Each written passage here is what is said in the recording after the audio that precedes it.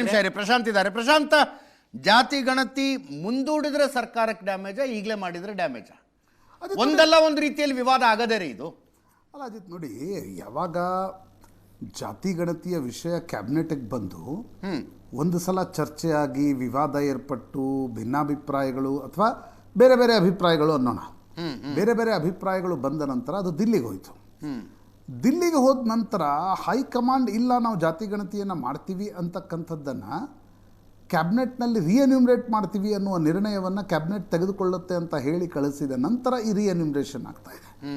ಮತ್ತು ಜಾತಿ ಗಣತಿಯ ವಿಷಯ ಇವತ್ತು ಬರೀ ಸಿದ್ದರಾಮಯ್ಯನವರು ಅದನ್ನು 2013ರಲ್ಲಿ ತಂದರು ಅನ್ನೋ ವಿಷಯವಾಗಿ ಉಳಿದಿಲ್ಲ. ಇಡೀ ದೇಶದಲ್ಲಿ ರಾಹುಲ್ ಗಾಂಧಿ ಜಾತಿ ಗಣತಿಯನ್ನು ನಾವು ಮಾಡಿಸ್ತೀವಿ, ಅದರ ಚಾಂಪಿಯನ್ ನಾವು ಅನ್ನುವ ರೀತಿಯಲ್ಲಿ ಹೇಳ್ತಾ ಬರ್ತಾ ಇದ್ದಾರೆ. ಎಸ್, ಹಾಗಿರುವಾಗ ಇವತ್ತು ಜಾತಿ ಗಣತಿಯ ವಿಷಯ ಒಂದು ಹೆಜ್ಜೆ ಮುಂದೆ ಹೋದ ನಂತರ, ರಿಎನ್ಯೂಮರೇಷನ್ಗೆ ಮೊಡ್ಯಾಲಿಟೀಸ್ಗಳು ಫಿಕ್ಸ್ ಆದ ನಂತರ ಇವತ್ತು ಮತ್ತೆ ಕ್ಯಾಬಿನೆಟ್ನಲ್ಲಿ ಅದರ ಬಗ್ಗೆ ಬೇರೆ ಬೇರೆ ಅಭಿಪ್ರಾಯಗಳು ಬಂದಿರತಕ್ಕಂಥದ್ದು. ಹಾಗಾದರೆ ನಾಳೆ ರಾಜ್ಯ ಸರ್ಕಾರ ಏನು ಮಾಡುತ್ತೆ ಅಂತಕ್ಕಂಥದ್ದರ ಬಗ್ಗೆ ಒಂದು ದ್ವಂದ್ವ, ಒಂದು ಆಂಬಿಗ್ವಿಟಿ ಅಂತೂ ನಿಶ್ಚಿತವಾಗಿದೆ. ಯಾವುದೇ ಹಾದಿಯಲ್ಲಿ ಹೋದರೂ, ಒಂದು ವೇಳೆ ಇವತ್ತು ಜಾತಿ ಗಣತಿ ನಡೀಲಿಲ್ಲ ಅಂತ ಅನ್ಕೊಳ್ಳೋಣ, ಕೇಂದ್ರದ ಗಣತಿ ಮೊದಲಾಯಿತು ಅಂತ ಅನ್ಕೊಳ್ಳೋಣ, ಓಕೆ, ಅದು ಕೂಡ ರಾಜ್ಯ ಸರ್ಕಾರಕ್ಕೆ ಒಂದು ರೀತಿಯಾಗಿರ್ತಕ್ಕಂಥ ಸೆಟ್ ಬ್ಯಾಕ್ ಆಗುತ್ತೆ.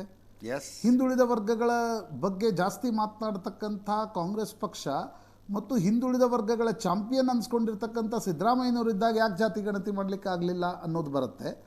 ಒಂದು ವೇಳೆ ಜಾತಿ ಗಣತಿ ಈಗೇನು ನಿರ್ಧಾರವನ್ನು ತೆಗೆದುಕೊಳ್ಳಲಾಗಿದೆ, ಮೊಡಾಲಿಟೀಸ್ಗಳನ್ನು ನಿರ್ಧಾರ ಮಾಡಲಾಗಿದೆ, ದಸರಾ ರಜೆಯಲ್ಲಿ ಮಾಡಬೇಕು 15 ದಿನ ಅನ್ನೋದನ್ನು ಸ್ಪಷ್ಟಪಡಿಸಲಾಗಿದೆ. ಅದು ಹೆಜ್ಜೆ ಮುಂದೆ ಹೋದರೆ ವೀರಶೈವ, ಲಿಂಗಾಯತ, ಒಕ್ಕಲಿಗ ಈ ಸಮುದಾಯಗಳಲ್ಲಿರ್ತಕ್ಕಂಥ ಏನೊಂದು ರೀತಿಯಾಗಿರ್ತಕ್ಕಂಥ ತಲ್ಲಣ ತಳಮಳ ಇದೆ, ಅದು ಯಾವತ್ತೂ ಇರುತ್ತೆ ಜಾತಿ ಗಣತಿಗೆ ಹೋದಾಗ. ಅದರ ರಿಪರ್ಕೇಷನ್ಸ್ ಡಿ ಕೆ ಶಿವಕುಮಾರ್ ಮೇಲೆ ಏನು ಬೀಳುತ್ತೆ, ಓಕೆ, ಆ ದೃಷ್ಟಿಯಿಂದ ಕೂಡ ಇದನ್ನು ನೋಡಬೇಕಾಗತ್ತೆ ಅಜಿತ್. ಯಾಕಂದರೆ ನೋಡಿ, ಅಂದರೆ ನಾನು ನೇರವಾಗಿ ಪೊಲಿಟಿಕ್ಸಿಗೆ ಬರ್ತೀನಿ. ಡಿ ಕೆ ಶಿವಕುಮಾರ್ ಒಕ್ಕಲಿಗ, ಲಿಂಗಾಯತ ಒಂದು ಕನ್ಸಾಲಿಡೇಷನ್ ನಾನು ಮುಖ್ಯಮಂತ್ರಿ ಆದರೆ ಮಾಡಬೇಕು ಅನ್ನುವ ದೃಷ್ಟಿಯಲ್ಲಿ ಹೆಜ್ಜೆಗಳನ್ನು ಇಡ್ತಾ ಇದ್ರು. ಸ್ವಲ್ಪ ನನಗೆಲ್ಲೋ ಕುರುಬರ ಓಟ್ಗಳು ತಪ್ಪು ಹೋಗ್ಬೋದು, ಆದರೆ ನಾನು ಒಕ್ಕಲಿಗರ ಜೊತೆಗೆ ಲಿಂಗಾಯತರನ್ನು ಒಟ್ಟಿಗೆ ತೆಗೆದುಕೊಳ್ಬೇಕು ಅಂತ. ಹೀಗಿರುವಾಗ ಈಗ ಇಲ್ಲ, ನಾವು ಪ್ರತ್ಯೇಕ ಲಿಂಗಾಯತ ಧರ್ಮ, ಲಿಂಗಾಯತ ವೀರಶೈವ ಧರ್ಮ ಅಥವಾ ಹಿಂದೂಗಳ ಒಳಗೆ ಒಂದು ಲಿಂಗಾಯತ ಧರ್ಮ ಅನ್ನುವ ರೀತಿಯಲ್ಲಿ ಮಾಡಿದಾಗ ಆ ಇಡೀ ವೋಟ್ ಬ್ಯಾಂಕ್ ಒಡೆದು ಹೋಗುತ್ತೆ. ಅದು ಬರೀ ಸಾಮಾಜಿಕವಾಗಿ ಒಡೆಯಲ್ಲ, ಅದು ಪೊಲಿಟಿಕಲ್ ಆಗಿ ಕೂಡ ಒಡೆಯುತ್ತೆ. Correct correct. ಸೊ ಅದರ ರಿಪರ್ಕೇಷನ್ ಅದೀಗ ಲಾಭ ಬಿಜೆಪಿಗೆ ಹೋಗುತ್ತೋ ಅಥವಾ ಅದರಲ್ಲಿ ಏನಾದರೂ ಡಿ ಕೆ ಶಿವಕುಮಾರ್ ಮುಂದೆ ಲಾಭ ಇದೆ ಅಂತ ಅನ್ಸುತ್ತೋ ಅನ್ನೋದನ್ನ ಮೇಲ್ನೋಟಕ್ಕೆ ನೋಡಿದಾಗ ಅಗೇನ್ 2018ರ ಸ್ಥಿತಿಗತಿಗೆ ವಿಸಾವೇಸ್ ಲಿಂಗಾಯತ್ ವೋಟ್ ಕಾಂಗ್ರೆಸ್ ಹೋಗಿ ನಿಲ್ಲುತ್ತೆ ಅಂತ ಅನ್ಸುತ್ತೆ ಇವತ್ತಿನ ಮಟ್ಟಕ್ಕೆ. ಹಾಗಿರುವಾಗ ಇದನ್ನು ಮುಂದೆ ತೆಗೆದುಕೊಂಡು ಹೋಗಬೇಕಾ ಬೇಡವಾ? ನಾಳೆ ಅಂದರೆ ಕುರುಬರು ಮತ್ತು ಕುರುಬೇತರ ಹಿಂದುಳಿದ ವರ್ಗಗಳ ನಡುವೆ ಆ ಒಂದು ಹಳೆಯ ಗಣತಿಯನ್ನಿಟ್ಕೊಂಡಾಗ, ಹಳೆಯ ಸರ್ವೆಯನ್ನಿಟ್ಕೊಂಡಾಗ ಯಾವ ರೀತಿಯಾಗಿರ್ತಕ್ಕಂಥ ಚರ್ಚೆಗಳು ನಡೆದವು, ಅದೇ ಚರ್ಚೆಗಳು ಅಗೇನ್ ಮತ್ತೆ ಫೋರ್ ಫ್ರಂಟಿಗೆ ಬರ್ತವೆ. ಹೀಗಾಗಿ ಈಗ ಮಾಡಬೇಕು ನನಗನ್ಸುತ್ತೆ ಅಜಿತ್, ಸಿದ್ದರಾಮಯ್ಯನವರು ಯಾವುದೇ ಕಾರಣಕ್ಕೂ ಈಗ ಹಿಂದ್ಗಡೆ ಹೋಗ್ತಕ್ಕಂಥ ಸ್ಥಿತಿಯಲ್ಲಿದ್ದಾರೆ ಅಂತ ಅನ್ಸಲ್ಲ. ಆಮೇಲೆ ಅವ್ರಿಗೆ ಜಾತಿ ಗಣತಿಯ ಬಗ್ಗೆ ಅವರ ಬದ್ಧತೆ ಅನ್ಕ್ವಶ್ಚನೇಬಲ್. ಹೌದು, ನೋ ಡೌಟ್. ಅಂದರೆ ಅವ್ರಿಗೆ ಜಾತಿ ಗಣತಿಯನ್ನು ಮಾಡಬೇಕು ಮಾಡಬಾರ್ದು, ಯಾಕಂದರೆ ಅವರು 24ರ ಮೊದಲು ಮಾಡ್ಬೇಕಂತಿದ್ರು, ಹೈಕಮಾಂಡ್ ಹೇಳ್ತು ಬೇಡ ಬೇಡ ಲೋಕಸಭಾ ಚುನಾವಣೆ ಇದೆ. 2018ರಲ್ಲಿ ಮಾಡ್ಬೇಕಂತಿದ್ರು, ಆಗಲೂ ಹೈಕಮಾಂಡ್ ಹೇಳ್ತು ಬೇಡ ವಿಧಾನಸಭಾ ಚುನಾವಣೆ ಇದೆ. ಹೀಗಾಗಿ ಪ್ರತ್ಯೇಕ ಧರ್ಮದ ಹೋರಾಟವನ್ನು ಕೈಗೆತ್ಕೊಂಡ್ರು. ಈಗ ಮತ್ತೆ ಪ್ರತ್ಯೇಕ ಧರ್ಮದ ಹೋರಾಟ ಹೊಸ ರೀತಿಯಲ್ಲಿ ಈಗ ಕಾಣಲಿಕ್ಕೆ ಸಿಗ್ತಾ ಇದೆ. ವೀರಶೈವ ಲಿಂಗಾಯತ ಸಮುದಾಯದ ಬೇರೆ ಬೇರೆ ಸ್ವಾಮೀಜಿಗಳಲ್ಲೇ ಭಿನ್ನಾಭಿಪ್ರಾಯಗಳು ಸ್ಪಷ್ಟವಾಗಿ ಕಾಣ್ತಾ ಇವೆ, ಸಮುದಾಯದಲ್ಲಿ ಬೇರೆ ಬೇರೆ ಚರ್ಚೆಗಳು ಸ್ಪಷ್ಟವಾಗಿ ಕಾಣ್ತಾ ಇವೆ.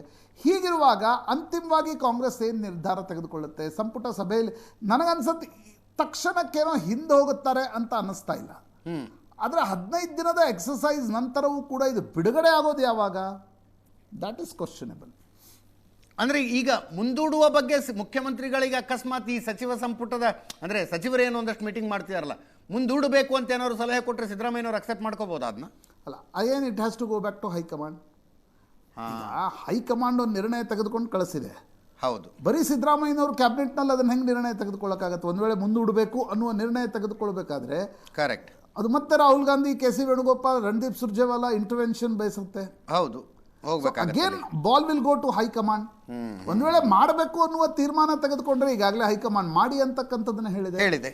ಮಾಡಬಾರ್ದು ಅನ್ನೋದು ಬರೀ ಕ್ಯಾಬಿನೆಟ್ ನಿರ್ಣಯ ತೆಗೆದುಕೊಳ್ಳೋಕ್ಕಾಗಲ್ಲ. ಯಾಕಂದರೆ ಇದು ಅಂತಿಮವಾಗಿ ಕ್ಯಾಬಿನೆಟ್ ತನ್ನ ಸ್ವತಂತ್ರವಾಗಿ ತೆಗೆದುಕೊಂಡಿರ್ತಕ್ಕಂಥ ನಿರ್ಣಯ ಅಲ್ಲ. ಒಂದು ಪಾರ್ಟಿಯ ಹೈಕಮಾಂಡ್ ಇದನ್ನು ಡಿಕ್ಟೇಟ್ ಮಾಡಿರ್ತಕ್ಕಂಥ ನಿರ್ಣಯ ಇದು. And it is a policy decision of Congress party to hold caste survey. Correct.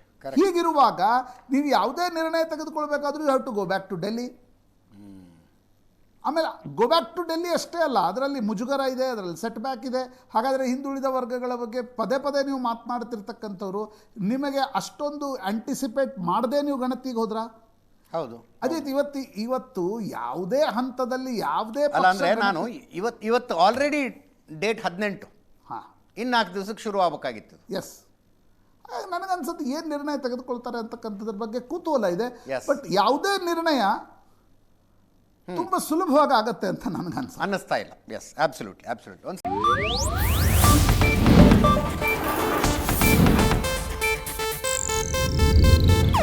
ಇದು ಏಷ್ಯಾನೆಟ್ ನ್ಯೂಸ್ ನೆಟ್ವರ್ಕ್ ಪ್ರಸ್ತುತಿ.